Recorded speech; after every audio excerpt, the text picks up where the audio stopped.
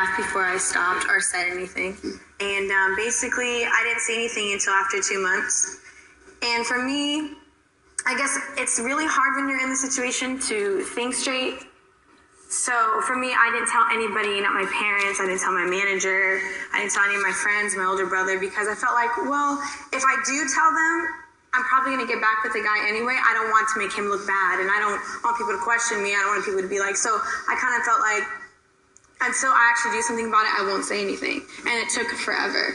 So for me, since I've seen him every day, I started to see jealousy. I started to see, besides physical abuse, he started telling me what to wear, deleting contacts out of my phone. I couldn't talk to any guys. I had no guy friends. Even cut off some of my relatives. Like, it just got really controlling to the point where when I turned 18, I moved out on my own.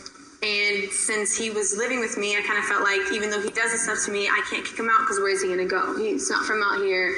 And it was, so you wanted to take care of him to some degree? Basically, I was taking care of him. I was giving him money, and he was older than me, and I was taking care of him. So I kind of felt like, wow, instead of having a boyfriend, I'm babysitting. And that's what I'm doing. I feel like a mom. Like, I feel like I'm taking care of somebody who's older than me, and I felt obligated to keep him there. So what was your breaking point? When did you leave? My breaking point was when I moved into my own apartment. He moved in with me, and he ended up moving out one of his friends that he had me take care of as well. So I was taking care of him and his best friend. And I got into an argument just like any other day, and he ended up throwing one of my end tables at me, and it missed me, and it hit my window, and it shattered my window. To my surprise, I looked outside because I saw my window shattered, and I seen this guy looking up at me that I've never seen before in my life. Like, I've never seen him. And he called the cops. And my boyfriend at the time tried to escape from my apartment, but before he escaped, the cops caught him right at the door. And the cop had a conversation with me in the room. I was saying, she was like, I don't know if he's abusing you. I don't know what's going on. She goes, but this is a sign of aggression, and it only gets worse from here. She's like, I have a daughter myself. So from that point, I felt like as hard as it's going to be, if I never stop it, then it's just going to get worse. And this is not as bad as it can get.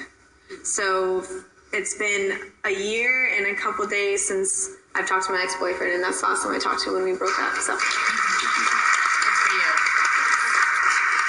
You know, Sharon, one of the things that I know upset you as well is, I think upsets all of us, is the perception people have of abusive relationships. And you brought up a great point about Michael Vick versus Chris Brown. What was that?